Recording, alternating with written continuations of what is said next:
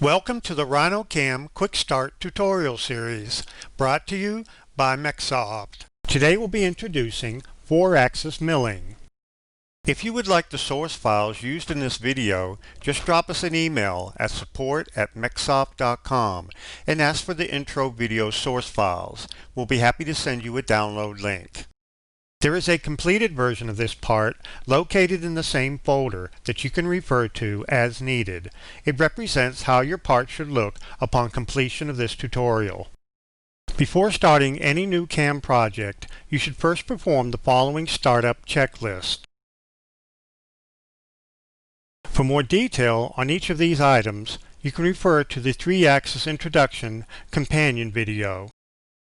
Also, before learning 4-axis operations, it is recommended that you first become familiar with the setup and generation of both 2-axis and 3-axis operations. Introduction videos for both 2 and 3-axis are available. We will perform the following basic steps in machining this model. First, we will define the machine and the post-processor to use. Then, we would define the machining setup, including the stock geometry, material, and additional table rotation setups. We will then load a predefined tool library. Then we will generate our initial 3-axis horizontal roughing toolpath. We would then rotate our 4th-axis table 180 degrees and generate an additional 3-axis horizontal roughing toolpath. Then we will reset our 4th-axis table back to 0 and generate a 4-axis parallel finishing toolpath. Also, we will simulate and post-process each of our toolpaths. Okay, let's start by defining the machine to use for this job. From the Program tab, select Machine to display the dialog. Under Machine Type, set the number of axes to 4-axis and set the configuration to Table. Under 4th-axis parameters, set the rotary axis to +X and set the rotary axis angle limit to no limit. This means that our 4th rotary axis will extend along the center of our part in the positive X-axis with the ability to rotate a full 360 degrees. When this dialog is displayed, the 4th primary axis is indicated on the graphic screen. Pick OK and notice that the machine type now appears under the machining job in the machining browser. Next, we'll define the post processor. From the Program tab, select Post to display the dialog. For the current post processor, select HOS from the list of available posts. Then set the posted file extension to NC. Other file extensions are available depending on your machine requirements. Pick OK and notice that the post type now appears under the machining job in the machining browser. Now, let's define the machining setup. If there is no setup one listed under your machining job, the system automatically creates one when a work zero or an operation is generated. However, by default, the MCS, or Machine Coordinate System, is already aligned with the WCS, World Coordinate System, so this step is not required for this part. However, in production, you can have multiple setups and assign different machining orientations for each. In this step, we'll define the raw stock from which to cut the part. From the Program tab, select Stock, and then select Box Stock from the menu to display the dialog. For the stock dimensions, we'll set the length to 9.75 and the width to 3 and the height to 3 also. Note that the stock dimensions you enter here are measured from the corner of the bounding box selected in this dialog. Pick OK and notice that the stock type now appears under the machining job in the machining browser. If the stock does not display on the screen, select the Stock Visibility icon located at the base of the machining browser. Once the stock model is created, you can move it in alignment with the part if needed. From the Program tab, select Align, and then Align Stock from the menu to display the dialog. We will be removing material from all sides, so for Z alignment, we'll select Center, and for XY alignment, we'll also select Center and then pick OK. The stock is now centered about the part. We can see that the height of the stock leaves extra room to cut the part from all sides. Next, we'll set the material for the stock geometry. From the Program tab, select Material to display the dialog. For material, select Wood from the list of available materials and then pick OK. If the material texture does not display on the stock, select the Material Texture Visibility icon located at the base of the machining browser. Material texture is only for display purposes, and for this part, we will leave it toggled off. To save time, we will load a predefined tool library. From the Tools tab in the Machining Objects browser, select Load Tool Library to display the File Open dialog. We'll select the predefined tool library named 4-Axis Introduction Tutorial.vkb that we have located in the default data folder and then pick Open. If you would like the source files used in this video, just drop us an email at support@mecsoft.com and ask for the intro video source files. We'll be happy to send you a download link. The message says that 2 tools were added, and we see that a 1/4 inch flat mill and a 1/4 inch ball mill appear in the Machining Objects browser. If you double-click on one of the tools, you see it displays the Create Edit Tools dialog with its dimensions and speeds and feeds parameters already defined. We will be using the 1/4 inch flat mill for our horizontal roughing and our 1/4 inch ball mill for our 4-axis parallel finishing operation. Now, let's discuss our approach to machining this part. You can see that we have added a 1/4 inch cylindrical core along the center of the part that extends out the full width of the stock. This will serve to anchor the part to the stock during machining. You can also see that we have added a planar rectangle at the center line of our part on the XY plane. This will serve as containment for our 2 horizontal roughing operations. In our initial setup 1, we will use a 3-axis horizontal roughing operation to rough out the part from the top of our stock down to the center line.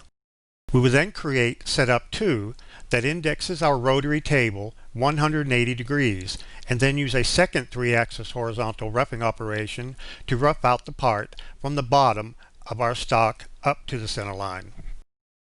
We use the terms top and bottom for display purposes only.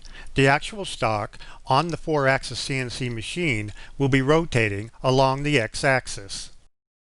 Once the second 3-axis horizontal roughing operation is complete, we will then create a setup 3 that will index our rotary table back to 0. Then we will program our 4-axis parallel finishing operation. During this operation, the rotary table will index a full 360 degrees to finish the entire part along the x-axis. So if you're ready, let's get started. We will begin with the 3-axis horizontal roughing operation with the rotary table set to its default index of 0. This is labeled Setup 1 under the machining job in the machining browser. From the Program tab, select 3-axis and then Horizontal Roughing from the menu of 3-axis operations. This will display the Horizontal Roughing Operations dialog. By default, the Control Geometry tab is displayed first, allowing you to define drive and/or containment regions.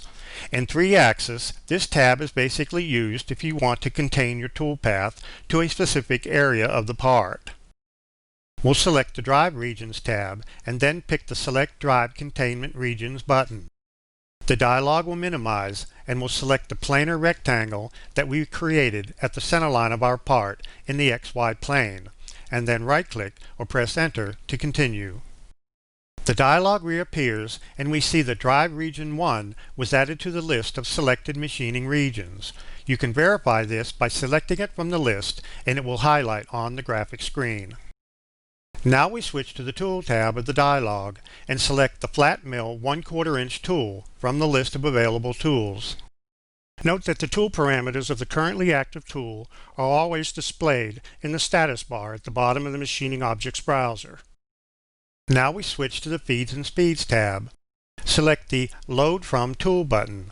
The system will retrieve the feeds and speeds parameters that were set when the tool was defined and associate them with the current operation. Next, we'll switch to the Clearance Plane tab. Set the clearance plane definition to Automatic and the cut transfer method to Clearance Plane. In the automatic mode, RhinoCAM will determine a safe Z height for locating the clearance plane. Setting the cut transfer method to clearance plane will force all transfer moves to be performed in this determined clearance plane. This dialog is active. The clearance plane is shown on the graphic screen. Now switch to the Cut Parameters tab to control the cutting. We'll leave the tolerances set to 0.01 or 10 thousandths and leave the stock set to 0.025. This means that we will be leaving 25 thousandths of stock remaining on the part and that the actual tool path cannot deviate from the stock height more than 10 thousandths after machining.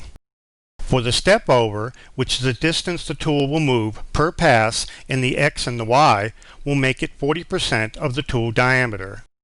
You can also specify the step over by entering an exact linear distance. Now we select the Cut Levels tab and set the Step Down control to 50% of the tool diameter. We mentioned that the step over defined on the Cut Parameters tab is the distance the tool moves in the X and Y. Now, the step down specified here is the distance the tool can move in Z. This means that each Z level cut in the roughing operation will remove 50% of the tool diameter, which in this case will be 1/8 of an inch. You can refer to the images in the dialog for information about what each parameter means. Now we go to the Cut Levels section and check the box next to Bottom and then enter 0 in the field provided. We want the depth of our roughing operation to stop at the center line of our part. Next, we'll select the Engage Retract tab. This tab allows you to separately specify motions the tool will follow when it engages and retracts both material and air. For Engage Retract in Material, we'll set the ramp motion to Path and set the ramp angle A to 10 degrees. You can refer to the images in the dialog for information about what each parameter means. Next, we'll check the box next to Always engage in previously cut area if possible. As the name suggests, if possible, the system will use the in-process stock model to select an engagement point in an area that has already been previously cut. For Engage Retract in Air, we'll select Linear Extension D and enter a value of 0.275. This will extend the engagement point out from the part by 275 thousandths of an inch. Now we'll pick Generate to calculate the tool path and display it on the graphic screen. Note that the display of the tool path in the graphic screen can be turned on and off by selecting the tool path visibility icon located at the base of the machining browser. The new tool path can now be simulated to display the in-process stock model. Switch to the Simulate tab at the top of the machining browser. Select Preferences and then set the simulation model to polygonal and the simulation accuracy to fine, and then pick OK. Then, under the Preferences button, check the box next to Simulate by Moves. This will speed up the simulation. You can also adjust the slider to further speed up the simulation. Now we select the 3-axis horizontal roughing operation we just created, toggle the display of our stock, and then pick Play to run the simulation. Then we can select the toolpath visibility icon from the base of the machining browser to turn off the toolpath and see the in-process stock model. If you don't want to wait for the entire toolpath, you can select Pause and then To End to calculate and display the entire toolpath simulation. Now with the part roughed out from one side, we will create a second setup to rotate the table 180 degrees so we can rough out the opposite side. From the Program tab, select Setup and then Rotate Table Setup from the menu of Setup Operations. This will display the Rotate Table Setup Operation dialog. For the table rotation angle, we'll enter 180. Select counterclockwise and then pick OK. You will see that Setup 2 was added to the machining job. You will also notice that the MCS triad on the graphic screen is now rotated 180 degrees about the x-axis. Now we'll use copy and paste to create a second roughing operation from the first. Select the horizontal roughing operation we just created under Setup 1. Now right-click on the selected operation and pick Copy. Now select Setup 2 that we just created, right-click and select Paste. This creates a copy of the operation and places it below Setup 2 in the machining job. We want this second horizontal roughing operation to use the same dry region as the first, as well as all of its same parameters. So all we have to do is select the operation, right-click on it, and pick Regenerate. Once complete, we can select the Simulate tab and pick Play to simulate the toolpath on the in-process stock model. As you can see from the in-process stock model, our part is now roughed out from both sides. Now with our roughing operation complete, we'll create a third setup and rotate the table back to 0 in preparation for our 4-axis parallel finishing operation. From the Program tab, select Setup and then Rotate Table Setup from the menu of Setup Operations. This will display the Rotate Table Setup Operation dialog.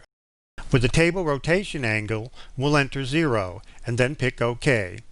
You will see that Setup 3 was added to the machining job.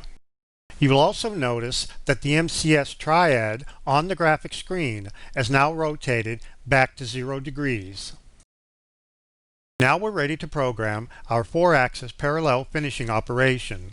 In this method, finish cutting is performed by varying the table rotation continuously as the tool traverses along or across the rotary axis. This method is similar to the 3-axis parallel finishing, except that the cutting is performed in 4-axis mode. From the Program tab, select 4-axis and then Parallel Finishing from the menu of 4-axis operations. This will display the 4-axis parallel finishing operations dialog. From the Control Geometry tab, select Remove All. We don't want any machining region selected.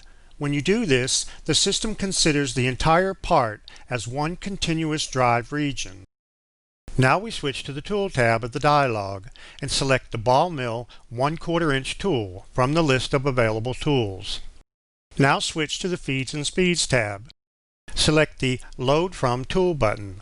The system will retrieve the feeds and speeds parameters that were set when the tool was defined and associate them with the current operation. Now we'll switch to the Clearance Plane tab. Set the clearance plane definition to Automatic and the Cut Transfer method to Clearance Geometry. In 4-axis machining, a cylindrical clearance zone is calculated around the rotation axis. In the automatic mode, the system will determine a safe Z height for locating the clearance cylinder. Setting the Cut Transfer method to Clearance Geometry will force all transfer moves to be performed in this determined clearance cylinder. When this dialog is active, the clearance cylinder is shown on the graphic screen. Now we'll switch to the Cut Parameters tab to control the cutting. Under Global Parameter 0. This means that the toolpath cannot deviate above or below the actual part surface more than 1/1000th of an inch. For the cut pattern, we'll select Along Axis, a zigzag pattern, and Low to High. As the image in the dialog illustrates, the cut will traverse along and parallel to the rotation axis in a zigzag pattern, beginning at the end closest to the axis origin. Since we don't want the toolpath to cut into the remaining stock at each end of the part, we will contain it using the Cut Axial Containment section of the dialog. For low value L, we will enter 0.5, and for high value H, we will enter 9.25. Entering these values will contain the toolpath within the area we have previously roughed out. We will leave start angle S set to 0 and end angle E set to 360. This will allow the cut to rotate a full 360 degrees, covering the entire part. Next, we'll set the step-over control to 15% of the tool diameter. Now, we'll leave any remaining parameters set to the default values and pick Generate. Once complete, we can select the Simulate tab and then pick Play to simulate the toolpath on the in-process stock model. Then we can select the part visibility icon from the base of the machining browser to turn off the part during the simulation.